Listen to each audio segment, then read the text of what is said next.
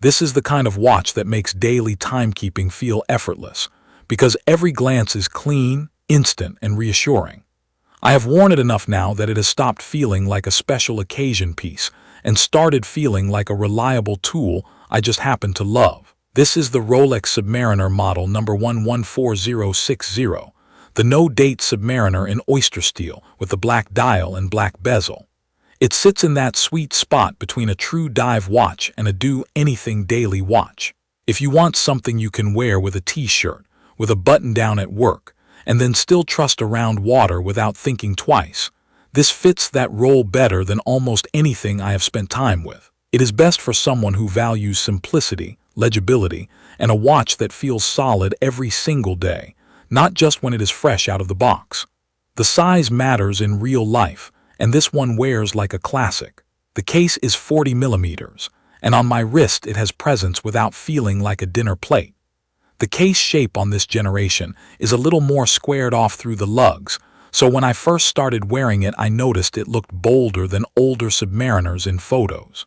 On the wrist, though, it comes across more as confident than bulky. It feels planted. The bezel is the first thing my fingers go to without even thinking. That glossy black ceramic catches light in a way aluminum never does, and it keeps looking sharp even after real wear. The markings are easy to read and they do not look printed on. They look like they belong there. The dial is the reason I personally prefer this reference. No date, no bubble, nothing interrupting the symmetry. When I am moving through a busy day, I do not want my eyes hunting for information. I want a fast read. The hour markers are big, the hands are bold, and the contrast is strong. In low light, the glow is genuinely useful, not a gimmick. I have checked it in a dark room, I have checked it outside at night, and it stays readable longer than most watches I own. It is the kind of visibility that makes you trust it. Wearing it all day is where the design decisions really show up. The Oyster bracelet feels dense and smooth, and it does not have that tinny rattle some bracelets get. The clasp is one of those things you only appreciate after you live with it. The Glidelock system lets me adjust the fit without tools, and I actually use it. If it is hot out or I have been walking a lot, I can loosen it slightly in seconds. If I go into a cold office, I can tighten it back. That sounds small, but it changes how often I reach for this watch compared to others that fit perfectly only part of the day. Setting it up is straightforward, and it feels mechanical in a satisfying way.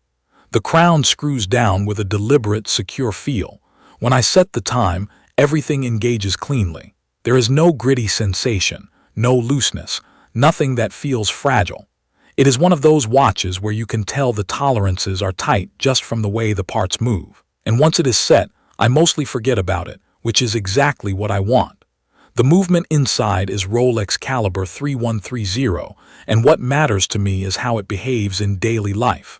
Mine runs consistently close.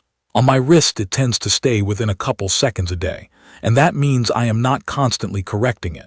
If I rotate watches and let it sit, the power reserve is around 2 days, so if I leave it off for a weekend, I usually have to reset it. That is not a problem, but it is something I notice because some newer watches will go longer. For my routine, it is fine because when I am wearing it regularly, it stays ready. The bezel action deserves real credit because it affects daily use more than people think. The clicks feel crisp, and the resistance is just right. When I time something simple like steeping tea or tracking a parking meter, it is quick and accurate. It also does not feel like it could slip if it bumps against something. That one-way rotation is meant for diving, but even in normal life it gives you confidence that the timing you set stays where you put it. In terms of real-world durability, the water resistance rating is 300 meters, and while I am not using it for deep diving, I do not baby it around water. Pools, hand washing, rain, and day trips near the water have all been non-events. I rinse it off when it needs it, wipe it down, and it is good. The sapphire crystal has held up well for me, and the ceramic bezel has resisted the kind of marks I would normally expect to see by now. That said, it is not immune to wear, and I think it is worth being honest about that. The polished sides of the case and parts of the clasp pick up hairline scratches quickly if you do desk work. I noticed the first mark sooner than I expected, just from normal contact with a laptop and a desk.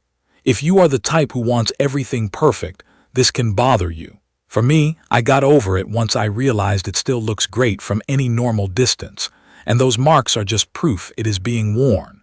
Comfort is strong overall, but the case shape can feel a little blocky compared to slimmer, older references. It does not bother me, but if you have a very small wrist or you prefer a more tapered vintage feel, you will notice the difference. Also, because of the case shape, some third-party straps do not fit as cleanly as you might expect. I keep mine on the bracelet most of the time anyway, because that is where it feels most balanced. My most common use case is just daily life. I wear it to work, I wear it running errands, and I wear it to dinner without thinking about whether it matches. It works with casual clothes, and it works when I need to look more put together. It is also a great travel watch in the sense that it is easy to read at a glance, and it feels tough. But I will also say it can attract attention from people who recognize it. Depending on where you are, that might be a positive or a negative. I personally keep it low-key and let it be a watch, not a statement. What makes this reference feel smart is the combination of small practical decisions. The no-date dial is not just about looks. It means I never have to deal with changing a date window. The lume is not just bright. It is readable. The clasp adjustment is not just a feature you try once. It is something that fixes the real problem of wrist size changing through the day. The bezel is not just there for divers. It becomes a simple timing tool I actually use. Those are the things that keep me wearing it, long after the novelty wears off. If you want a modern Submariner that feels like the cleanest expression of the design, and you care more about daily usability than having extra complications, this is the one I would point to. It is for someone who wants a watch they can live with, not just admire. It has a few realistic downsides, mainly the polished surfaces picking up scratches and the chunkier case shape, but the overall experience is so solid that those become trade-offs, not deal breakers. I will leave detailed information about the Rolex Submariner 114,060 men's Oystersteel Watch 40 in the comments for your reference. Thank you for watching.